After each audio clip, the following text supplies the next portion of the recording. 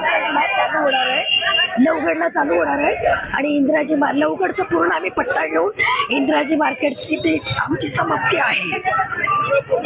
आता तिकडची समस्या अशी आहे की तिकडे फॉरेस्ट आहे, तर फॉरेस्ट मध्ये शासनाचे कामं चालतात, त्यांची केस पण चालू आहेत.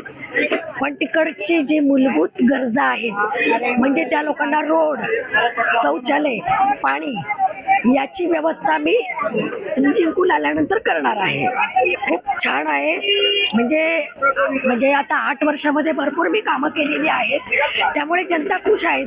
पण जनताची एकच मागणी आहे की आमचं पुनर्वसन झालं पाहिजे आणि आम्हाला घर पाहिजे, कारण 3-4 पिढ्या झाल्यात तर ते काही होत नाही. पण आम्ही त्यांना म्हटलंय की लवकरच आपलं पुनर्वसन पण होणार आणि तुम्हाला हक्काचं घर मिळणार.